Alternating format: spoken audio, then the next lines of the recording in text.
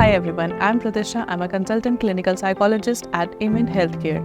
At Amen, we provide you the space to heal without judgment. Today, we will explore the clinical understanding of polycystic ovarian syndrome, which is PCOS, and its psychological interplay with depression. As a clinical psychologist, I often see how PCOS affects not just the body but mind as well. PCOS is best understood as biopsychosocial condition where biological changes, psychological experiences, and social pressure all come together to influence mental health outcomes, particularly depression. From biological perspective, hormonal dysregulation is commonly seen in PCOS, such as elevated androgens, insulin resistance, altered cortisol regulation, can disrupt neurotransmitter system involved in mood regulation, including serotonin and dopamine. These neurochemical changes increase the vulnerability to depressive symptoms such as low mood, fatigue, anhedonia, and slowed thinking.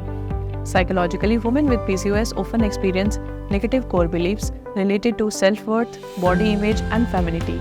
Recurrent thoughts such as, "My body is defective, I am failing as a woman, I have no control over my body," may emerge. In CBT terms, these represent maladaptive automatic thoughts and cognitive distortions, including catastrophizing, overgeneralization, and self-blame, which maintains the cycle of depression. From behavioral standpoint, PCOS-related symptoms like weight gain, acne, hirsutism, menstrual irregularities may lead to avoidance behavior, reduce social engagement, and decrease physical activity. This withdrawal reinforces low mood through reduced positive reinforcement, creating mood behavior feedback loop observed in depression. CBT-based psychoeducation helps clients to understand this cycle by linking thoughts, emotions, physical sensations, and behavior. Clients are guided to identify how PCOS-related stress triggers depressive thinking pattern, which then influence emotional distress and behavioral irregulations. Intervention strategies include cognitive restructuring, behavioral activation, psychoeducation on self-monitoring, and stress management techniques. It's important to normalize this experience.